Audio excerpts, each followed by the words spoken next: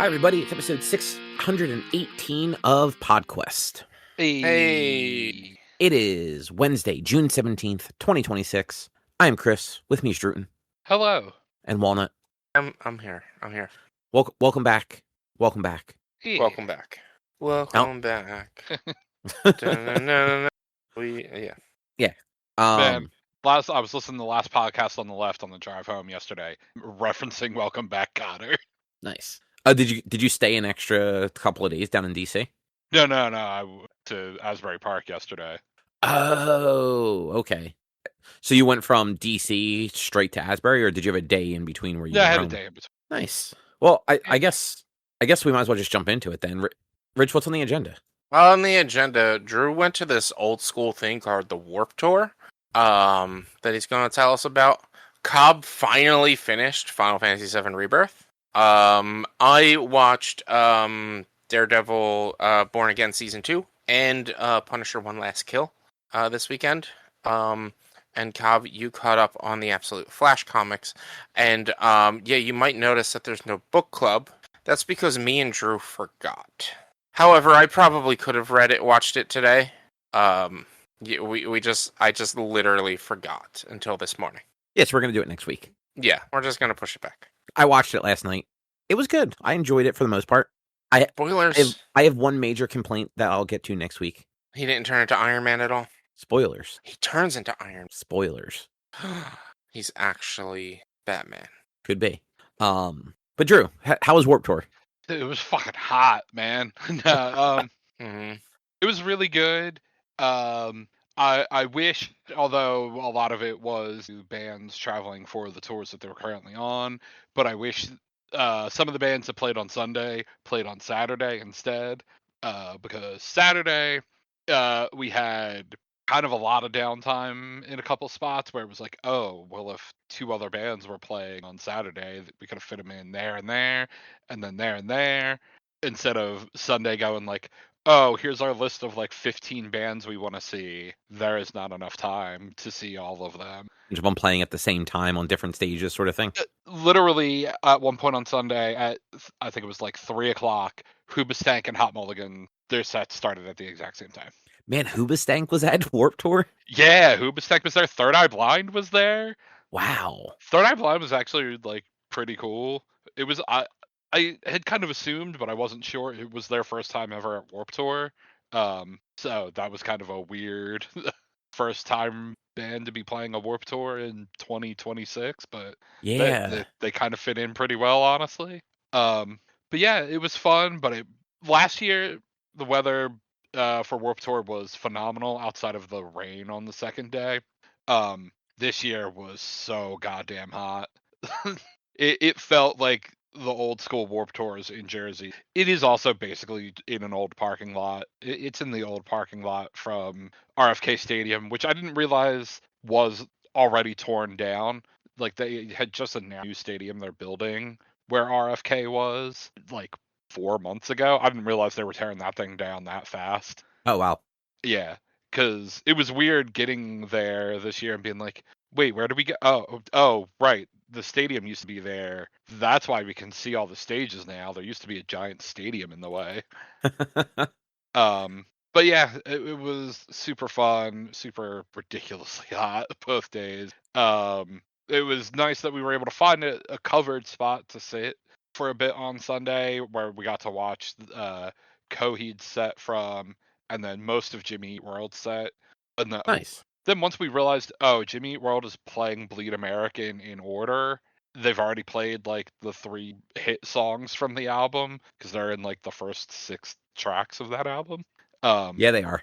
We were like, oh, cool, we can just go see the whole of Saturdays at Your Place's set, because Jimmy Eat World started at like 6 and Saturdays started at 6:30 or something like that. Yeah, because Jimmy Eat World's on the Bleed American 25th anniversary right now. Mm-hmm. They're playing Skyline stage on Friday. We're going. It's Thrice is opening for them. Nice. Yeah. There's part of me that wants to try to find tickets to go out to Asbury on Thursday next week to see it, because the Wonder Years is opening that one. Yeah, I saw that too. I'm just like, man, Fucking Asbury is too far.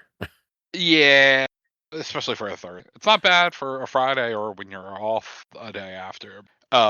Yeah, Warped Tour was really cool. I thought it was very funny that Taking Back Sunday played on Saturday and Saturdays at your place played on Sunday. It That is was actually just kind of funny. funny coincidence. Trying to remember exactly who all we saw, like Yeah, specifically saw. I was gonna and, ask who, like any standouts and stuff like that. The Paradox was real good. Um, I've heard them. They're like fairly young, right? Yeah, they've only been around like a couple years. Very Blink 182 influence. So if you like Blink 182, you'll like the Paradox. Oxymorons was like the first band on Sunday. They played at Adjacent Fest whenever the hell, however long ago that was. 2023. Yeah, they're really good. Yeah, I forget if I saw them there or somewhere else. I'm I feel like I I mean, I saw them definitely saw them open at for Adjacent. somebody else too.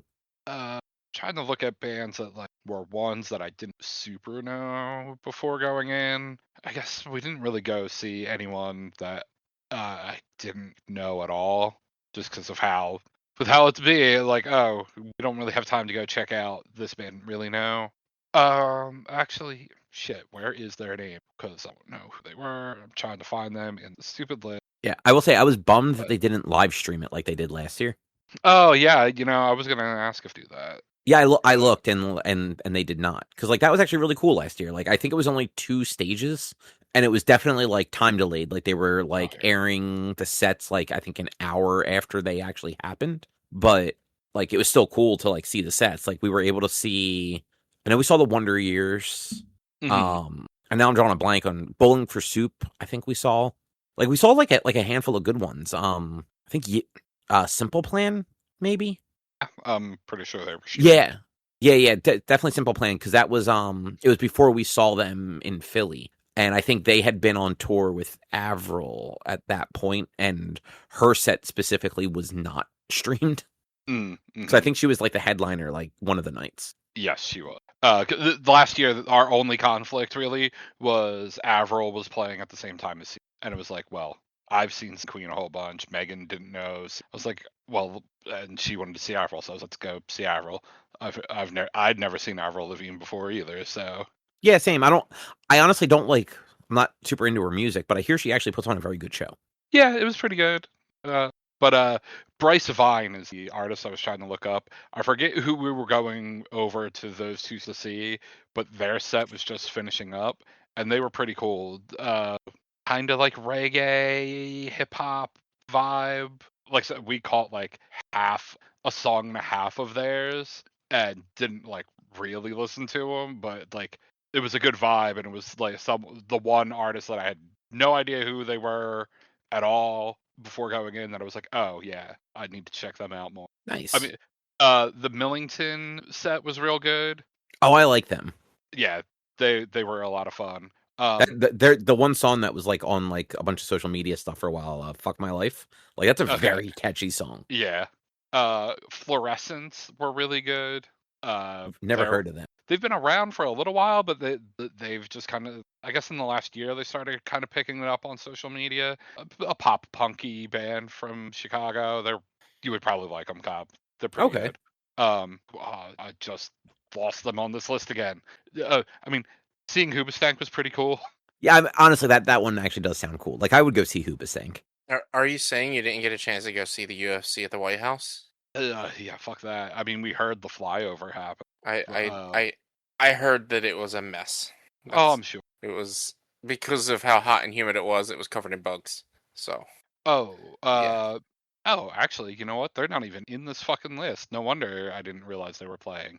Midfield played, which I had heard the name. They sound familiar. They're a Philly band, or at least a band. You know, they're a Warped Tour band from Philly. Take from that sound, you can pretty much figure out what it's gonna sound like from that. Yeah. They played very early on Sunday. They actually might have been the actual first band that played Sunday. And I wonder if they were like one of those like contest winning things. Like I know they. Oh yes, you know what they were. Now that you say that, I remember them thanking whoever the fuck ran the Ernie Ball or whatever. Yeah, because Jersey Calling was in that last year. Mm-hmm. But yeah, the Philly influence in Warped Tour DC was heavy with the them, the Menzingers, the Front Bottoms. I mean, Wait, are the Fred, Front Bottoms from around here? yeah, they're from Philly. They do I didn't know that. yeah, that's why they do their the last like 4 or 5 years they've been doing a Christmas thing at the Fillmore. So I don't really like them all that much, so I don't follow them. But like I know the name. I just didn't realize they were from around here. Yeah, I mean they were really good. Nice. Yeah, I caught a little bit of their set because they played adjacent, if I remember correctly. I think so. And like they weren't bad. They just weren't like a band that like I ended up wanting to follow. Mm. That's good. Sounds like despite the heat, it was still a good time. Yeah, for sure.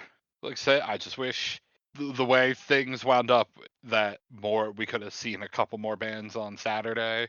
That instead of being stuck on Sunday and having to run around. Yeah, 'cause it looked like the little bit I saw like online, it looks like they didn't really announce the schedule until like the day of. Yep. Which like does suck for planning because you get an extra day, you can actually sit down and be like, okay, well, let's check out like a few of these bands in the middle, just see what they sound like ahead of time, and if we want to go like waste our time in front of a stage when we don't have anything else to do. Mm-hmm. I mean, there were people, figuring out, okay, these bands are definitely Saturday because they're playing somewhere else on Sunday, and these bands are definitely Sunday because they're playing somewhere else on Saturday. Right. But then there was the giant chunk of, I don't know, they could play either day. Yeah, especially if they had like a Friday night somewhere or like a Monday night somewhere. Like it's like, well, where are they playing like the day before? Like, is it reasonable for them to get to DC from there? Mm-hmm. Yeah. But nice. Are you going to plan to go again next year if they have it again? They already announced that they are. The tickets go on sale on Friday. So Nice. I'm pretty sure we're gonna go again. But yeah. Yeah, like Erica was asking if I wanted to go. She was gonna like get me like tickets for like my birthday. I'm just like, honestly, like for how expensive they are and to drive all the way to all the way to DC, I'm like, not really. I mean, price wise, it's not that bad for a 2-day thing for that many bands. Like, I'm pretty sure adjacent like at least $100 more. I mean, adjacent was expensive, but it was also only like an hour drive versus 3 each way. Take the train. I mean, yeah, I guess there is that. But it's just like I don't want to travel to DC for like a 2-day thing. Yeah, that's fair. I don't want to I don't want to go to DC in general. I just don't like there's a lot of nice stuff in DC, but like getting down there in that whole area just kind of suck too. Like I might have to drive down there on Thursday next week to pick up a bunch of shit from a client's office that like they like aren't part of the company anymore. Like they got split off. And like it's literally like a drive down there, be there for probably an hour while I just like literally put the stuff in my car and then turn around and come back to Jersey. Now that seems terrible. Yeah, it does. But yeah, the taking the train down. We've been staying at this hotel that is like a half block walk to a bus that goes all the way down to the stadium, Armory, whatever. Where you get in, basically. So that's been convenient. Though Saturday trying to get the bus back to our hotel, fucking it just never showed up. So how long of a drive is it? Like from where you're staying to the place? 15 minutes. Oh, that's not bad. So even if you had to do like an Uber, like yeah, that's what we wound up doing. We wound up walking a block away, so we didn't have to pay the price for the Uber picking us up from the like official designated rideshare pickup spot. Oh, yeah. Cut the price in half. That sounds about right. But yeah, Warped Tour is fun. Live music is fun. And then, yeah, like I said, I went out to Asbury Park to see Hot Mulligan last night. So you saw them at Warped Tour and then you went to Asbury to see them? Yeah, I mean, like I said, I wound up seeing like 2 songs from them at Warped Tour just because they played at the exact same time as Hoobastank, but had a slightly longer set time because Hot Mulligan was main stage. Yeah, they got very big very quick. Oh, and like have kind of like stayed big for a while now. Mm-hmm. I mean, it's like good for them. They fucking hammer out new music. That I'll take your word for it. I mean, like they've put out 3 albums in the last 4 years, plus like 5 separate singles or whatever. Wow, that is actually a lot. Like they put out an album late last year and then put out a new song like 2 months later. Like for how much they seem to tour too, like that's insane. Mm-hmm. Because it's not like you just pop into the studio and like 2 days later you have like your record recorded. Yeah. Like it might take you 2 days just to record one track, if not longer. But cool. Well, glad you had a good time. Yeah. Just hope next year slightly better weather. Yeah, that is the worst part about summer concerts is like everyone wants to have them outside and like the weather just doesn't always cooperate. Mm-hmm. Like it's actually like I was looking the Jimmy Eat World concert on Friday. Last weekend the forecast showed that it might rain some on Friday, but it was also going to be pretty cool. Like the temperature wasn't going to go over, I think 79 was the high. Now it looks like there's no rain anymore on Friday, but the temperature's also in like the mid to high 80s. So it's like, I almost would have taken a little bit of rain for it to be a little bit cooler. Yeah, I'm hoping Asbury weather is nice on Friday. It was real nice last night. Yeah, the last couple of days have been nice. I think tomorrow is when it's going to be in the 90s again. Yeah, tomorrow's going to be 90s, and then Friday, Saturday is supposed to be mid-80s, so it shouldn't be too terrible. Because, yeah, I'm going to head to Woodbury to watch Jersey Calling on Friday. I'm like, man, I'm happy it's not going to be bad. Yeah, 85 shouldn't be too bad. And by the time they play, which will be like 8 or 9. 8:30. It'll 8:30, yeah, so it'll be like 79. Between 8 and 9, it's supposed to drop from 79 to 76, so. Nice. Yeah, they're playing, I think I saw Josh say it's like 8:30 to 9 is what their slot is. I'll probably get there around like 7 and just hang out the whole time. Have you been to Lot 323? The last time they played it, last year. Okay. We weren't there last year. Yeah, because you were dealing with your damn dog running away. No. Yeah? No, the last June is when we lost Kaylee. Oh, was that what it was? Yeah, Molly, we didn't get Molly till September. I could have swore, I guess, oh, you know what? I think you were dealing, like, you didn't put her down yet, but you had brought her to the vet that day, and were deciding on it. I think was the day of their show. Okay, sorry, I thought it was when Molly ran away. No, it's lot 323 is done for the season before we even move. Yeah.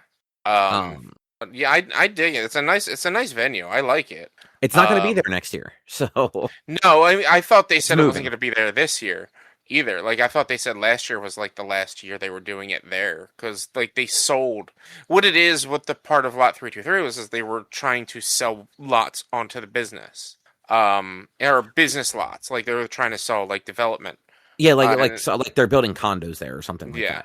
But they're moving down to a permanent space, down by like the old police station, which is like closer towards like the circles. But it's a permanent space, so like it will actually be their space. Yeah. Well, I mean, Jersey Collins not performing after this year, so I won't be going there anymore. It's still actually kind of cool. I won't have any reason to go. No one invites me to things. I won't have any reason to go to Lot 323. You just go. It's every Friday in the summer. I mean, I don't like going to things by myself. You know that. I already go to things by myself, but I don't like going to things by myself where I won't know anybody there. But so here's the weird thing, though. There's a non-zero chance you will know people there. Like when I went, the Vibe played. I think they played the first weekend it was open, and I went over. And I ended up running into Kevin Day because he just moved to Woodbury. Yeah. So I was like talking to him for like 20 minutes. Yeah. Plus, like other people we know live in Woodbury and frequent those areas. You're only talking about the Jersey Calling people is really all I know that lives in Woodbury. So. Yeah, and they will probably continue to go to that. Probably. I'm gonna beat them up for not performing anymore after this year. I'll fight them. Well, Sean will still do his solo stuff. Yeah. V has her 12 bands. 16. She has so many bands. Yeah, she really does. But shall we move along? Yeah.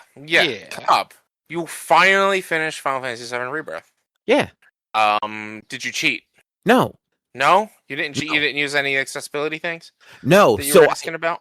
I actually, I didn't realize I had turned one on and then redid the Vincent fight after I realized it. What did you accidentally turn on? The XP up thing. Like okay. the quick XP or easy XP, whatever they were calling it. Okay. I got like multiple levels after the fight. I'm like, that's not right. And I went back in. I'm like, oh, I toggled this on, and I reloaded the last checkpoint I because. wonder how you toggled that on by accident. So I was just kind of like using the analog stick and just kind of like going up and down the list quickly because I was looking for something. Oh, when right? I want to say it's L1. If you hit L1, it like brings up like indicators and stuff like that on the screen. So it would bring up the like relationship indicator over everyone's head, the little smiley face. Yeah, kind of. Vaguely. So I had this weird bug, or like the entire nibble area, where that would come up, and everyone would just have the smiley face over their head, unless it was a cutscene or a fight. So anytime I was just in the world, they were all just floating there, and they were distracting because it would actually like you would see those from a distance, even when like the characters weren't necessarily nearby. Yeah. And so that's how I found those settings to begin with, because I'm like, I was going through every setting trying to figure out if I had accidentally like held something too long, and like accidentally like toggled it into like a locked on mode or something, and I couldn't fucking find anything. Yeah. And it was getting very annoying. And eventually, I think after I got out of Nibble, it just stopped happening. Interesting. Yeah. So like, not sure what was going on there. Yeah. So, how do you feel about the end sequences of Final Fantasy VII Rebirth? I liked it. What about the bullshit with fucking Zack? What do you mean? You fight as him, and he has his own fucking attack patterns. Yeah. It's the final boss! So? And I have to learn how to fight as someone? It wasn't that hard. I didn't understand it. I did not understand how to fight as him. He was not fun. Oh, see, I liked Zack with the like. He charged up like a Super Saiyan. I don't know what it was. It didn't click with me. And it's the final fucking fight. Did I you have to learn how to play a character on the final? I should not be getting a tutorial on the last fight of the game. I thought so. I did not. So I'll be honest with you. I didn't know that was the final fight when it was happening. You're fighting Sephiroth. Yeah, but you had made a comment, I think last week, about having to do some other stuff that you do in the original Final Fantasy, like with like the cloud memories and like saving him from the life stream thing. Yeah, I was talking about doing that in the next one. And I misunderstood you. I realized that after the game ended and credits rolled. But yeah, because this one ends right before you go to Crater for the first time. No, it's not Crater yet. You're just going to the north to, because if I remember correctly, was that the crater that you go to at like the end of disc 2? Yes, it's Crater that you go to, and then everything happens, and then Sephiroth closes it with his shield. That is Crater that you go to at the end of disc 2. It's just you don't know it's Crater until... Yeah, because you don't see any of that yet. Because you go to like the whatchamacallit, you go through that like village and up the path and everything, and then the snow area with placing the trackers. Oh god, I cannot. Yeah, and you have to rub your arms as you're climbing the mountain. Yeah, yeah. The trackers is going to be a pain in the ass in the next one. I'm sure of it. But yeah. So like, I was expecting there to be more game, and it was like during the fight is when I realized like, okay, this is too long of a fight, and they're like too much is happening. Yeah. Like between like once it started jumping between like different groups for the fight, I was like, okay, this is actually probably the end. That was also my problem. Is you're fighting fucking Bizarro Sephiroth at the end of the second game. That was 100% Bizarro Sephiroth, which is at the end of Final Fantasy VII, you fight Bizarro and then save for Sephiroth back to back. So I was like, why am I fighting the final boss at the end of this game and not it's cool that they added a Sephiroth fight at the end of the game to do more in the ancient village, because I think it was it just a Genova fight in Final Fantasy VII? Yes. Yeah. Yeah. You fight the wall, and then you fight Genova, and then yeah. Well, the wall is in the ancient temple, and then you go to the ancient village. Oh, right. This was the city. Right. Yeah, this is a city that it ends at. But yeah. But, like, I actually really like. Yeah, the fight was a bit much. Because it was just kind of all over the place. I had fun with it though, and I did actually like Zack. I liked fighting as Zack. He was close enough to Cloud that it wasn't that different, but and then, I picked up the charge thing right away. But then the bullshit of you're fighting as Zack for the very last fucking fight of the game, but you have Sid and Vincent for, depending on how you play, a good 10 hours. Like a good 5 to 10 hours. And they couldn't incorporate them into combat. Yeah, that was weird that they were literally were just like Sid made the comment about like legitimately like waiting outside. Yeah. Which cool. Like you're the getaway driver, you're going to make sure shit's ready to go when they have to like peel out of there. And didn't Vincent follow you into the temple? Yeah, Vincent's just there every time. Like even getting out of the actual temple. Like he's there, like he's like I secured us an escape route. Like, bitch, where were you when I was fighting this giant wall on both sides? Yeah, like that was like that.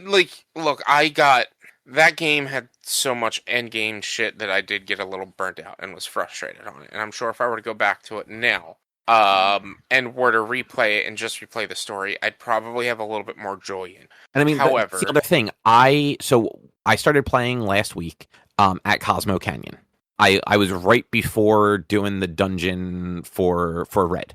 Mm-hmm. So I did that through the end of the game, basically over the weekend. Like I actually I played for like 6 or 7 hours on Saturday, and then did like the last 2 hours on Sunday. But I skipped basically all of the extra stuff after that. Like I did a couple things here and there. Like I did the Chocobo dudes missions because they were just pretty simple.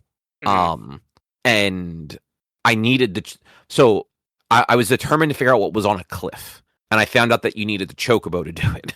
So I was determined to get that area, the blue Chocobo for that area.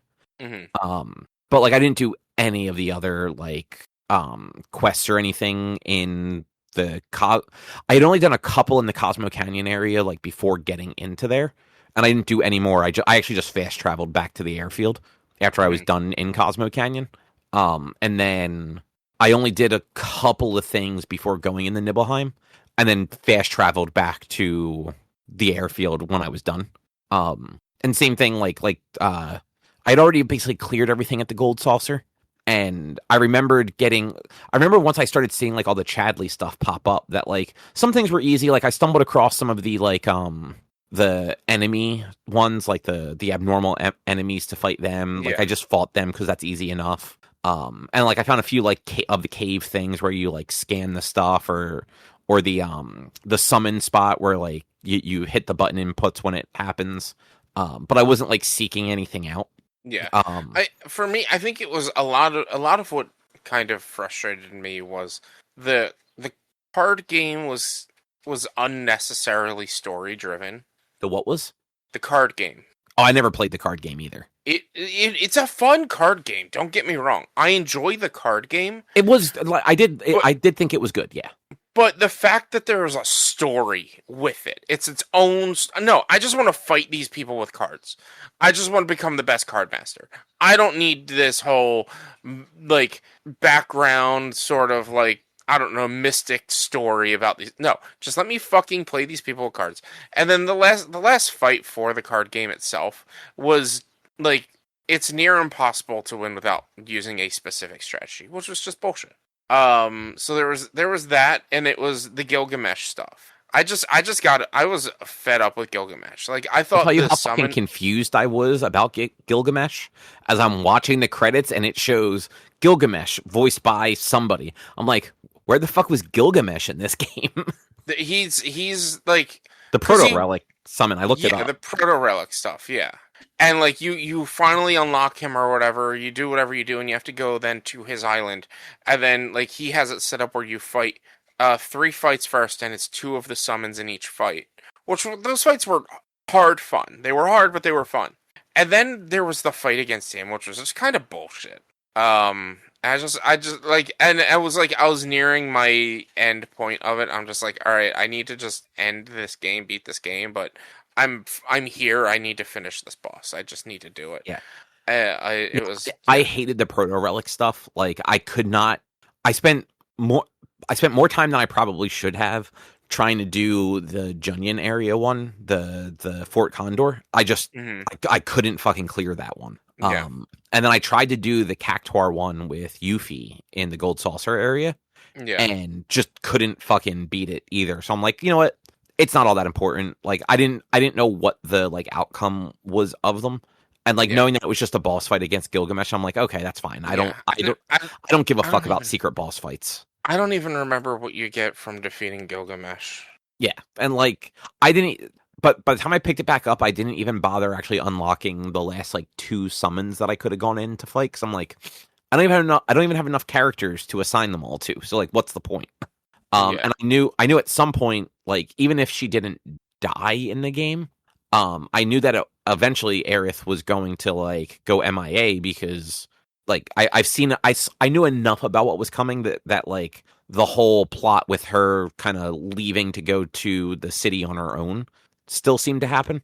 But like as far as like the end of the game and stuff goes, like I like what they did with it. I like that they changed it enough while also keeping it like respectful to the original story. But they also started to kind of like tell us that like Sephiroth knows it's a multiverse basically, and it's no longer the same goal he had in the original game. Like he is trying to collapse all of the universes into one. Yeah. And like I thought that was cool. And like the fact that they started showing like the Zack stuff actually confused me at one point, especially because like it had been 2 years since I had played it. I remembered that like there was basically the flash sideways things with Zack. But then at one point you had when he leaves Aerith's house, the next I think 3 times you flash to him, it's basically 3 different possibilities of what he could have done. And it took me till the 3rd one to realize that's what they were doing. Because like the first one, it's him on the motorcycle and he's got Aerith's hair thing wrapped around his hand. And he's like, if I go right, I'm saving Cloud. If I go left, I'm saving Biggs. And he goes right and then gets into the fight with the Shinra soldiers like Crisis Core and like his original ending. And then like the next time you see him, suddenly he's with Biggs again. And then the 3rd time you see him, he's just like hanging out on Aerith's church steps. And I'm like, oh, they're showing us like each of the different possibilities for like what would happen depending on his choices too. And like every choice he makes all like creates like another branch to the timeline. Like they're doing that, like that sort of setup. Yeah. And then like the idea that like Aerith seems to both be dead and like she's dead, but she's not gone. And like Cloud is in some sort of in between state too, because like he can see the tear in the sky, and her and talk to her, and it's very weird, and I'm legitimately interested to see what they do with the last one. Like I did not hate like the story. I did not hate what they did with it. I just got frustrated with the gameplay elements of it, which was unfortunate. Like I guess I'd have to go back and replay that whole sequence. But like having to suddenly learn how to play as Zack in a fight that like was going on for a very long time, even before you started using Zack. I couldn't get into it. I had a hard time getting into the fight, but overall, like at the end, like the finale and everything else, like I liked it. I just didn't like that stuff about it. It was hard. Totally fair. And like I didn't have like Zack played enough like Cloud outside of the charging, and that like I figured that out pretty quickly. The only thing I was never good at was there was like the ability to quick charge, and I couldn't get that timing down. I had it happen like once or twice, like just by like luck of I kind of just like I'd like button mash triangle as I was doing stuff and managed to like charge it once. It was, to be fair though, like not the best system for that fight either, because Sephiroth doesn't really give you the time to charge. That was probably my other problem, is he doesn't give you the time to charge. So because I'm now supposed to be learning how to do this whole fight sequence, or this whole fight system, in the very last fight. For, like, the next 5 minutes, I'm trying to figure out how to do this while I'm fighting Sephiroth, and I can't figure it out because I don't have time to do it. and this is the first time I'm doing it. I was just like, this is poor design. I But mean, then again, and yet again, you couldn't give me Vincent or Sid to play as. see, and that doesn't actually bother me as much. Like, to be fair, like, I don't really like either of them all that much. Like, I'm curious to see how they play in the next one, but they will not be characters I use in my party probably ever. For me, it's not as much. It's just more of the fact that like they were with the party for so long, and we couldn't use them, but we could use Zach, who you fought as early on, but he didn't have those extra abilities. He just had sword fighting and magic. Yeah. So like, it's not like during any of the Zach sequences they could have showed us how he fights throughout it. You play as him several times throughout the game. At a few times, they could have been like, oh, here's a battle sequence with Zach. Here's how he fights. Oh, look, we're going to have you fight some of the shades. And so this way you can learn how he fights and get a rhythm. But it's also now you're controlling a character who you don't have any control over their materia slots and things like that. And you're just trying to learn what they have in the final fight. That was what really made me mad. Yeah, see, that didn't bother me. Like, I actually just thought it was cool. I'm just like, oh, this is actually really cool. Like, Cloud and Zach are actually, like, teaming up. I would have found it cooler if they just had the exact same battle system. But, again, like, because of the way that you played that game, you were also burnt out by the time you got there. And you didn't really want to be playing it anymore. Yeah. Whereas I didn't want to learn 2 years something off. new. I didn't want to learn something new during the final fight. Yeah. Whereas, like the only stuff that bothered me was when they forced me to use certain party combinations that I didn't like. Like I fucking hated having to use Kate Sith. Like I just, the entire. So when you're in Nibelheim, you basically have Cloud leads one party, and it's Cloud, Tifa, and I want to say I had Yuffie, but maybe I didn't have Yuffie. Now I'm drawing a blank if I had Yuffie or not. It was definitely Cloud and Tifa. Because it's supposed to be like when you go there. I did have Yuffie. So it was Cloud, Tifa, Yuffie, which was frankly like that was my general setup once I had all three of them, because Tifa's just better than Cloud, like in combat, like without a doubt. And Yuffie's fantastic for being able to do range and melee. Her doppelganger ability is probably one of the better abilities in the game. That and like the ninjutsu and throwing her weapon. Yeah. Because like there were times like in the temple when your party gets split, where when you're running around with Aerith and you have to like defeat the enemies to charge her up so that she can like use life energy to rotate shit.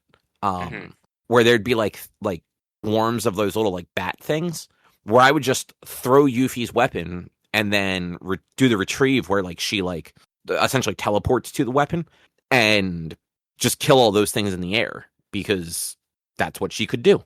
Yeah. But on the opposite side of that, you had Barrett. It was definitely Barrett and Kate Sith, maybe Red.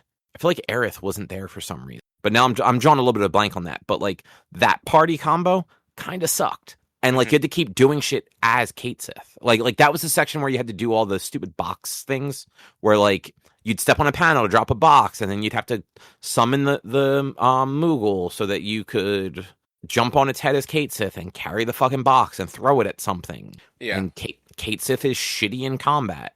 I don't remember hating Kate Sith in combat.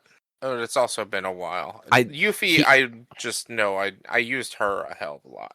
Yeah, like it my party, like when I controlled my party, it was generally Cloud, Tifa, and Barrett, or Cloud, Tifa, and Yuffie, because it was essentially you were stuck with Cloud.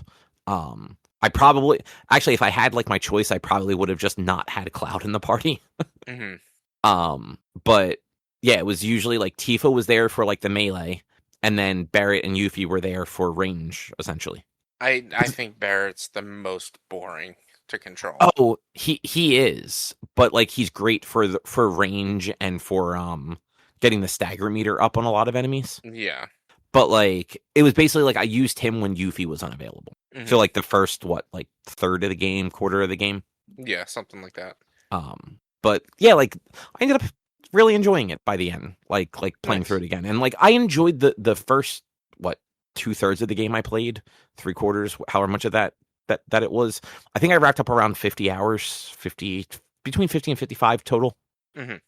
Which I think, like, if you look on like how long to beat, I want to say the just the story is like 40. So 50, 55 definitely makes sense for like I want to say I did everything in the first 2 regions, except in Junyan, I wasn't able to do the proto relic. Like that was the only piece I couldn't complete. And then I did most of the stuff in the Gold Saucer area, like between the Gold Saucer and Coast de la Sol. Yeah. And then by the time I got to like Gungaga, because that was after Gold Saucer, right? Yeah. The jungle, yeah. Yeah. I didn't do everything there, but I still did a good chunk of the stuff. And then like I did almost nothing in Cosmo Canyon or Nibble. Makes sense. Yeah. I am so who did you end up having the date with in Gold Saucer? I think it was Aerith. Okay. So if that's the case, how does the cutscene go? Because like, and Drew, I don't know if you've seen anything about this, but like during like the date thing from the original, you go see the play that they talk about in the first one a whole bunch that Jesse was in. Because you played Rebirth, right, Drew? Yeah. Or no, I haven't played. I'm sorry, not Rebirth. You played Remake. Yeah. So they go see that play that Jesse was in, Loveless, as part of like that whole like date sequence. Okay. And it's a VR play essentially, but it's like audience participation. So like the audience plays parts. So Cloud was the hero, and in mine I was with Tifa, so she was like the princess, and then Barrett was the evil villain.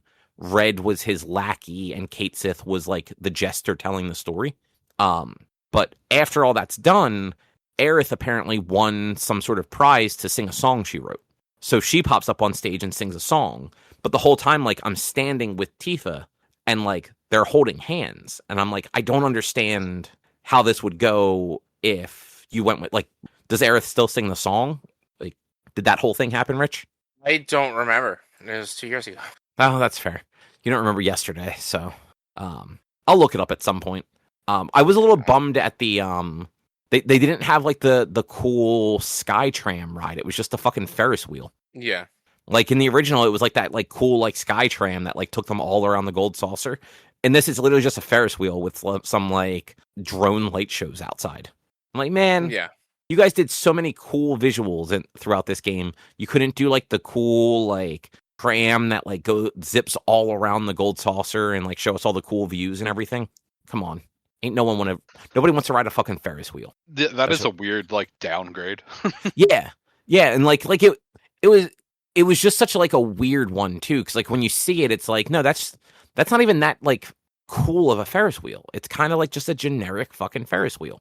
I don't know, but yeah, I enjoyed it. I'm a little bummed I will. So playing that, especially getting back to when you're in the temple and you do like the trials for everybody.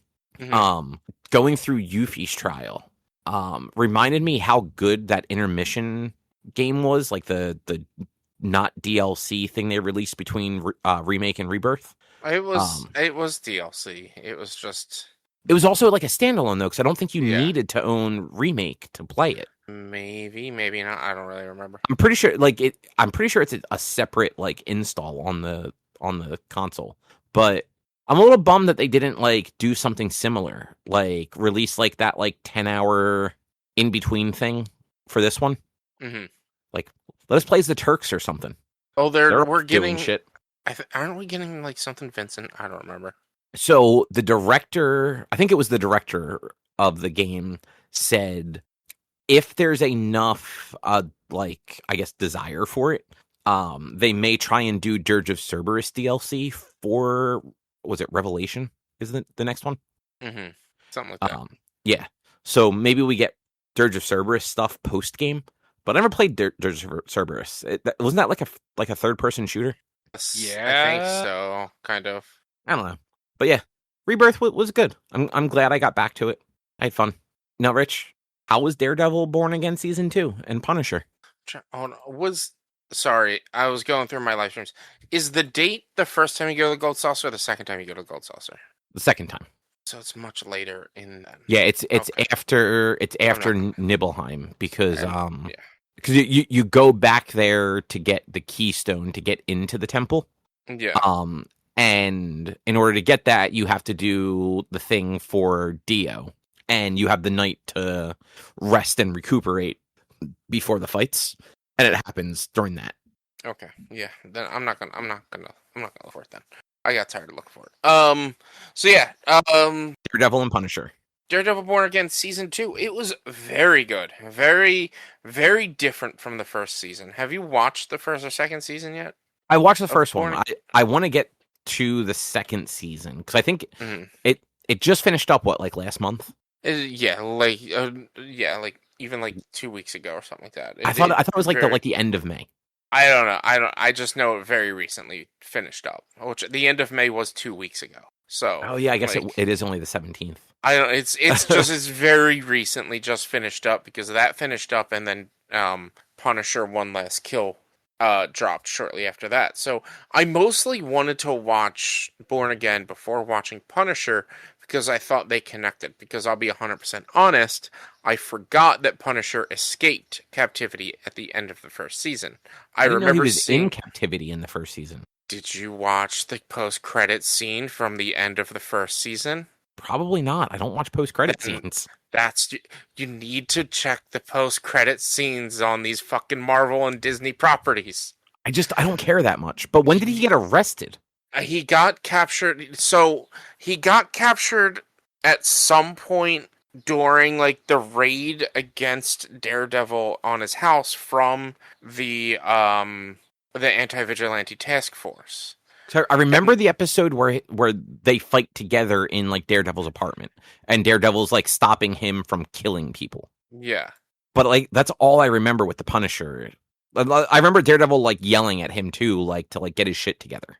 Yeah, at some point, according to Gemini, it's he gets cornered during the fight at Red Hook Port, which leads to him being imprisoned by the AVTF. Okay. And, Yeah, I just don't remember that. It was like 2 years ago though. Yeah, and so at some point at the end of I remember seeing him be captured, but I forgot that he escaped with that end credit scene. So I was like, oh shit, I guess I watched it because I wanted to watch Punisher. Because I wanted to watch Punisher before Spider-Man because Punisher's in Spider-Man. So I wanted to know, and I thought he was still captured. So I watched it and like halfway I'm like, why wasn't Frank there? And it's like, oh I had to look it up and he escaped at the end of last season. But it's very good. It's so hard to not see parallels between this story and fucking real life. And the AVTF is a very ice cold department. And it's just like it's so hard to not just see the real world in just a much lesser form of rather than it being president being mayor of New York City. It's wild, but it was good. It was very good. It was a very interesting story. That like there was a lot of action, but it was a lot more like. It was a lot more espionage and sneaking around than anything else. There weren't really any like there's no true like supervillain. And like unfortunately, but also but like in a good way, this kind of sets up next season. It's a lot of setup for like next season, especially like they build up certain characters to be more than what they are and things like that. And like the way it wraps up, what happens, and how it wraps up is going to be very interesting to see possible potential cameos in upcoming things. Like without like saying when and where, I'm not expecting it, but I would not be surprised if we also, along with seeing Frank in Spider-Man, get a Daredevil cameo in Spider-Man. At a It makes certain sense. point. Like they're all in New York, Yeah, well, there's a specific point that I'm kind of thinking. I don't want to say what it is until you watch it. Which speaking of Spider-Man, they released the next trailer for it today, which I think this is going to be the last trailer I watch until the movie comes out.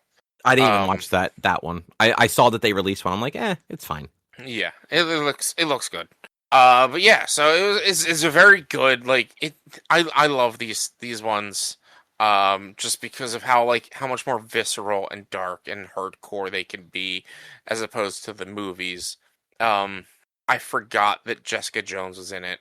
Oh, that's right. Yeah, I forgot they brought her back. But yeah, they brought her back, and so when she showed up in the couple of episodes she's in, I was like, oh shit, I totally forgot. Yeah. I'm excited to see if maybe in Daredevil Born Again season 3 or possible future Jessica Jones season. I never watched the second season of Jessica Jones. It was not remotely as good as the first one. Yeah. It wasn't bad, but it just other than Daredevil was pretty good for all 3 seasons, I'd say. I feel like the other ones, Luke Cage was definitely best in its first season. Jessica Jones was best in its first season. I think, if I remember correctly, actually, Iron Fist was better in its second season. Iron Fist was better in its second season, for sure. I remember the first season kind of being shitty. And, Luke Cage season 2 was when it ended as him as the,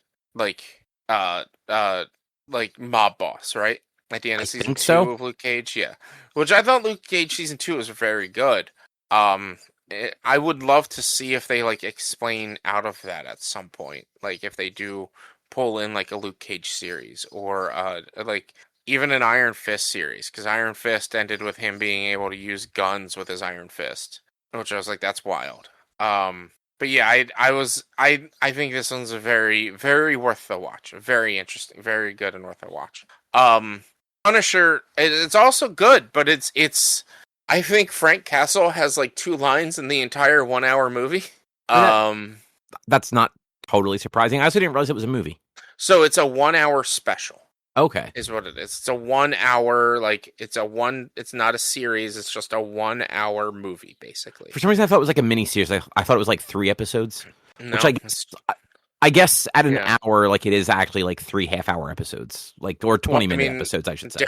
Daredevil episodes are roughly 45 to 50 minutes. I think on average it was over 50 minutes for each episode, excluding, I think it was 50 minutes and then 4 minutes of credits or some shit like that. Yeah, I mean the Disney Plus stuff always has 5 to 10 minutes of credits because they show you the credits for every language version of the show too. But yeah, this one it was a very good. It basically, the way it opens up explaining that he has killed the Nucci family, which was the last of the families that had something to do with the murders of his family. So, the area of New York that they live in is kind of in turmoil right now when it comes to crime because the crime syndicates are gone. And so crime's kind of out of, in full force crazy. And he basically, the first 10 minutes is him just not even, maybe about 5 to 8 minutes is him not knowing what to do with his life anymore because he has no purpose. He did what he wanted to do. He killed all the families. And then you just basically you find out that he didn't kill the matriarch of the Nucci family, and she's like, at this time of day, which is the time of day that you killed my last son, is when the bounty is going to go live, and there's all hell's going to break loose in this apartment complex that you live in. And it's straight up just him killing people, defending himself, because people are trying to kill him. And it's his turn from being Frank Castle to officially being the Punisher, and how he is now the Punisher. That's kind of cool. Yeah. So I was also just looking at the shows on Disney Plus. Did not realize that Jessica Jones was 3 seasons, or that Punisher was 2. There was a 3rd season of Jessica Jones? Yeah. Did I watch? Really? Yeah. I might have. 2 seasons of Luke Cage, 2 seasons of Iron Fist. I don't remember a 2nd season of Punisher or a 3rd season of Jessica Jones, though. I watched the 2nd season of Punisher way late in the game. Was Was the Purple Man still alive at the end of season 1? Was season 1 and 2 dealing with the Purple Man still? No, she kills him in season 1. I think season 2 is where Trish starts having like vigilante stuff. Right. I think. All right. And I might have watched season boyfriend 2. who has like an anger issue, maybe. Uh, It's been the season 3 was 2019 according to Disney Plus. So it's been 7+ years since you've watched it. If you didn't watch season 3, I think I watched season 2. I know I definitely did not watch season 3. I think I sat down to watch it, and it was just like I unfortunately I kind of just didn't care about Jessica Jones for season 3. Yeah, unfortunately. But yeah, I'm glad it sounds like Daredevil and Punisher were both good though, because I do want to get to Daredevil. I just haven't had time during the day to sit down and watch stuff like that. And Erica doesn't give a fuck about it, so I'm not going to make her sit through it. Yeah, I would suggest watching Daredevil because I think you'll very much enjoy it.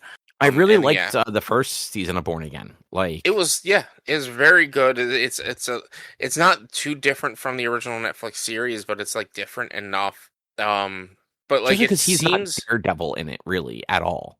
Like, well, he's getting back into being Daredevil. Yeah, and in this one, he's actually more like he is Daredevil, but he's more Daredevil than he is Matt Murdock in this.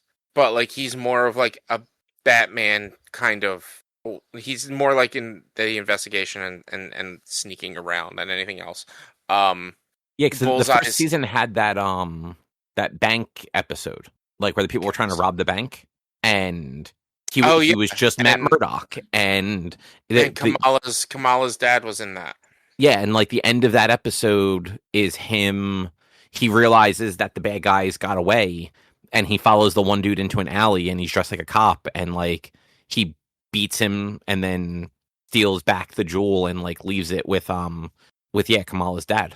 Yeah, which like it's nice to see these crossovers into the MCU, and it seems like they are still holding canon, the Netflix series, and this together. Especially with like Jessica Jones being in this and them knowing each other. Yeah, like they also had Bullseye in this season, and I thought Bullseye was great in this season. I think you'll like. I rooted for him so much. You're not supposed to root for Bullseye. When you see what he's doing, you'll understand why I rooted for Bullseye.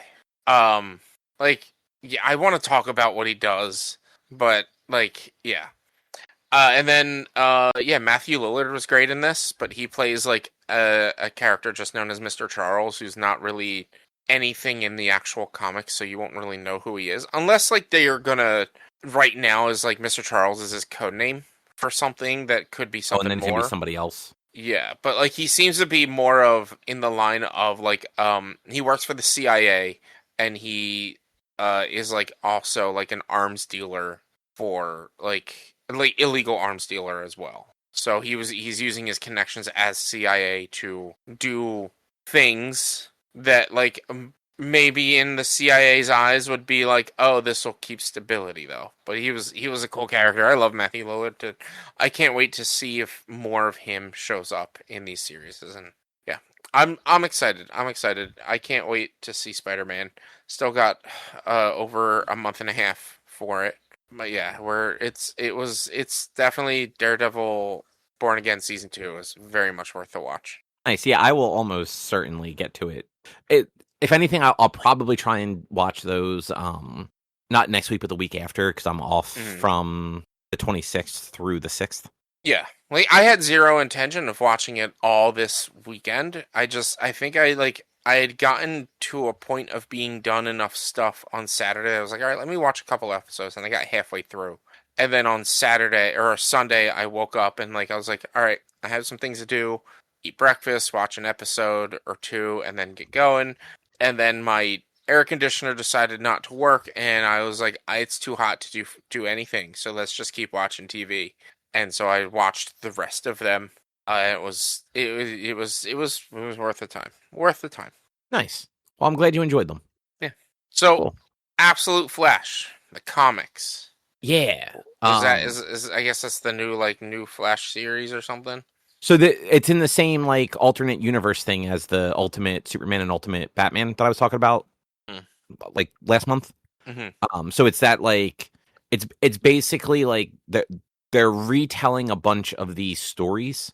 But rather than it being like, okay, here's a modern twist on the characters, it's actually reimagining them. Like, so if you remember when I talked about Batman and Superman before, and it's like Batman is not rich. Like he grew up in crime alley. Like he doesn't have money. He's just smart and real big. And yeah, has just kind of decided to become Batman. Batman is now Spider-Man without powers. I mean, yeah, kind of, except that he is. They say something like Gordon actually says something in one of the issues of Batman where he's like, it wasn't that hard to figure out you were Batman. I don't know that many other 7-foot tall, 400-pound fucking people. Like Bruce is abnormally large. Yeah. And it's not just like, like he's Batman, he's big. Like he's actually just big in this world. And then like Superman, he didn't die, or I'm sorry, he didn't die. His plant, like Krypton didn't explode when he was a baby. He was like 12 or 13. Like he still remembers all of that. And when he landed in Kansas, he was, like a teenager. Yeah.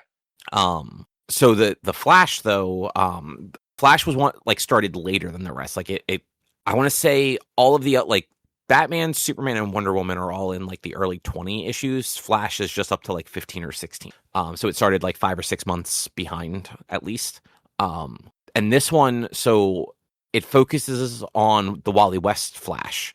He's a teenager, and his dad is some sort of like military, like general sort of rank, who gets stationed at a base that is doing like scientific experiments led by Barry Allen as him and a female who I forget what her first name is, but her last name is Thawne. And her grandfather was Eobard Thawne, who during World War II basically like discovered like the pocket dimension that contains the Speed Force. So kind of a different take on Reverse Flash. Like he's essentially not from the future, he's from the past and got sucked into a pocket dimension for decades. And so Barry is trying to like unlock this stuff and like figure out what it is. And in that, Barry ends up dying and Wally ends up getting the super speed powers. And it ended up just being really cool because like they took all of his villains. So like the classic rogue. So like, God, why am I drawing a blank on all their names? The Ice Guy and, Boomerang and shit like that. And I legitimately, I'm drawing a blank on all the fucking rogues from Flash. But Captain Cold, that was the guy. They're all they're all former soldiers that kind of went rogue, I guess, is actually the best word to use for it. So something happened during like a mission and they kind of all went AWOL after it. But a bunch of them, like bad shit had happened to them too. But they essentially got like an offer from Wally's dad to like come to this base, kind of do covert missions for them, and they'll get powers and shit out of it, based on like the research that Barry was doing. So they're actually not bad guys in it. They're like soldiers just doing their job. And their job ends up being to hunt down Wally, who like takes off after like the accident that gives him the powers. And his dad is just trying to find him. But like the people in charge want him captured and dissected. So, like, the rogues are kind of, like, torn between, like, their loyalty to Wally's dad and, like, doing what they were told to do by, like, their bosses. And it ends up by, like, the end of, like, that first main story arc, like, 12 or so issues in, they've basically said, nah, fuck the military. We're just going to go try and save Wally's dad. And, like, they actually offer to, like, team up with Wally, like, to not, like, take him in or, like, betray him or anything. So that it's a little bit more of a like an ally than villains. Kind of like when Heatwave and Captain Cold became just legends in Legends of Tomorrow. But it's just like I'm really enjoying how DC keeps like they're taking this stuff and they're actually doing something different with it and fitting in a lot of classic like characters, locations, kind of whatever you want to call it, without it feeling too much too soon. Because like if you go back and you look at like a lot of comics, like the most prominent villains aren't always the ones that are like introduced first. And like in this case, like I don't know how long it was between like the Barry Allen Flash debuting and like his main like rogues kind of all being around, but I'm sure it wasn't like all within the first year. And Marvel kind of did this when they did the original Ultimate Universe, where they took, so this was the early 2000s when they launched theirs. So they took what, 40-ish years of stories? Yeah. About 40 years of stories and just kind of like smushed them together into less than a decade. I'd say probably like 6 or 7 years. So 40 years into 6 or 7. And they like made all the big stories and all the big characters kind of happen in those like 7 years instead of over the course of 40, because, you know, over those 40 years, there was also plenty of issues that like were one-offs and like didn't really do anything. They also made storylines like take longer. But like at the end of the day, like Galactus still happened in the Ultimate Universe not the same way it happened originally, but like close enough. And there was still like a clone saga and shit like that. DC is doing this thing where it's like, okay, you know Flash, you know Superman, you know Wonder Woman, but we're going to give them totally different origins, totally different personalities, and in some cases even like power sets. Like Batman is way more violent because he doesn't have money to just throw around. He's also got more like all of his weapons and stuff are a little more like improvised, I guess. Like he doesn't have like batarangs and like the grappling hooks and all, but he does have like a fucking big hammer that he carries around and beats people with. Yeah. And he does have like gadgets and stuff. Like he has spikes that'll like pop out of his shoulders and things. From the little bit I've seen of Wonder Woman so far, like her character actually like goes between like the realms of the gods and stuff more than they do in like the standard universe. And like I said, with Flash, they're not playing like the Flash in any way, shape, or form like they were before. I mean, like they killed Barry in the first issue. Like he's essentially a Force ghost now, like a Speed Force ghost, but still like a Force ghost, like trapped in this weird like pocket dimension. But he says straight out, he's like, I'm dead. Like I can never go back to my body because my body no longer exists. I just exist in this weird pocket dimension now. Mm-hmm. But it's been kind of refreshing to like jump into the absolute stuff, especially after reading like I read a bunch of like Fantastic Four and like it was fun, but like it's also just very much like, okay, yep, this is definitely how the Fantastic Four comics usually go. And I jump over to like the absolute and it's like, okay, no, this actually feels very fresh and different. Yeah. So I'm having fun with it. I've got what's left? I think I have all of Wonder Woman, so like 20 something issues. And I want to say there's like 15 issues of Green Lantern, something like 15 or 16 of Martian Manhunter, and then 2 issues of Green Arrow so far. And like these are all still ongoing too. So like there'll be new ones every month as well. I think a new Flash comes out this week. So it came out today. But they've been fun. I've been enjoying them a lot. Mm-hmm. Nice. Yeah. Sounds good. Sounds interesting. It's nice to have a new take on old characters because it's just like it is refreshing to take them in. Yeah, and you get those like nice like, oh, I know that name. Because even in like Batman, like his I talked about this before. His childhood friends are his bad guys. It's Harvey Dent and Oswald Cobblepot and Edward Nygma are his like best friends from childhood. Yeah. And like they're just now getting to the point where like Bane came and kind of ruined everybody, and now they're all kind of on the path to become similar to those characters that we know, but they're still not villains in the way they were. Yeah, it kind of like, I mean, you don't need a reason to care about people, but it gives him a reason to be as much of a I want to protect them and I want them to seek help more so than just I want to kick their ass and put them in prison. Yeah, and like Superman, it's like he meets the Kents, but they're not like the people that raised him. Like they tried to help him, but like when he met them, he didn't understand what his powers could do, and he didn't understand English. And by the time he figured out English and everything, the bad guy showed up, and he had to run away. Yeah. And by the time he was able to like find them again, uh, Jonathan Kent was dead, and Martha Kent actually she died too.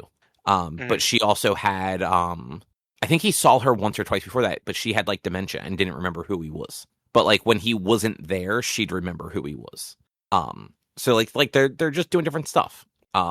What's his name? Jimmy Olsen was like not a terrorist because he was actually fighting against like the bad guys, but like the group he was in had very like organized terrorist cell stuff. Like they were like doing bombings of buildings, but it was always the buildings that like the villains occupied. I don't know a better way to describe that. Mhm. But yeah, it's been fun. Nice. I'm probably gonna read some more of them tonight. Nice. Yeah. I gotta get more into some more Hollow Knight. I defeated Oh, the yeah. hardest boss, the probably hardest boss in the game the other day. So How many lives do you have left? we are at 56 deaths out of 117 lives at the moment. So Okay, so we- still a good amount. However, the last boss we fought, which is the hardest boss in the game, is a dream boss. So none of the deaths that I died from fighting him counted. Because you don't die, you just wake up. And I lost to him a lot. Okay. Yeah, there is a permadeath mode in both Hollow Knight and Silksong, and I'm using those rules for what considers a death. And basically, if your soul doesn't, if you don't have to go find your soul, it doesn't count as a death. Okay. Now, did you unlock enough to do Silksong? No, we are still 33 lives away from unlocking Silksong. Okay. But I still have to finish the Colosseum. I have to do the Path of Pain. I have to do the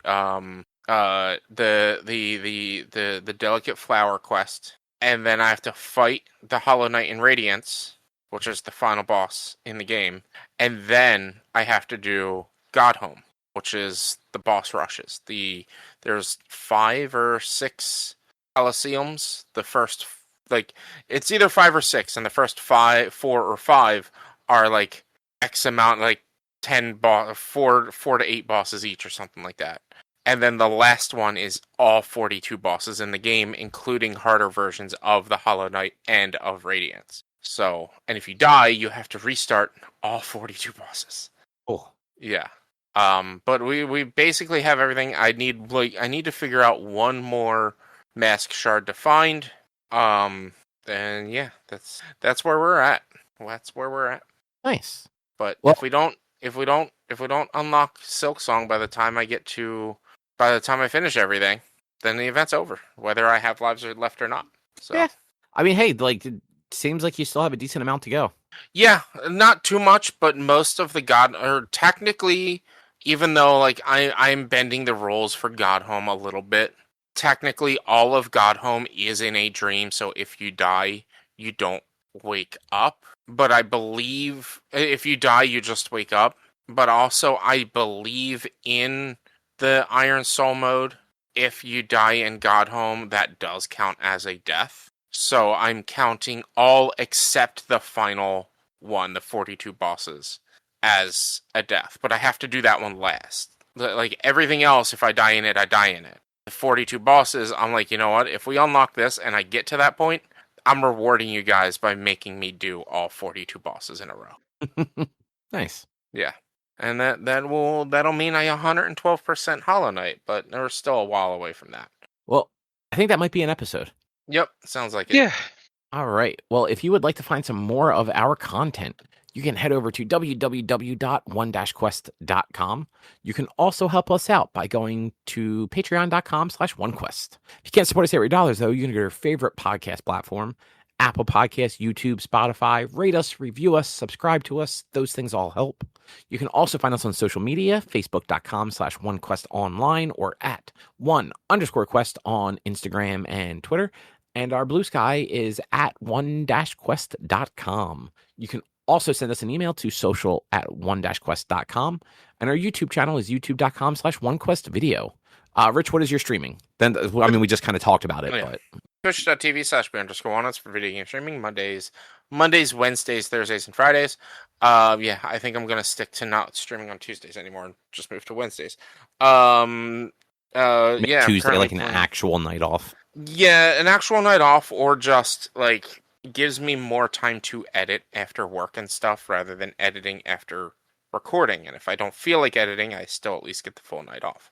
Well, yeah, so Hollow Knight still. We're probably taking a short break from Sea of Thieves and playing some Roadside Research. And after Hollow Knight, we'll see what we get into. I have a couple of games lined up that we'll definitely be playing. So Nice. come hang out. Nice. And with that, we will be back next week with something else to talk about. Thanks for listening. Bye. See ya. Bye.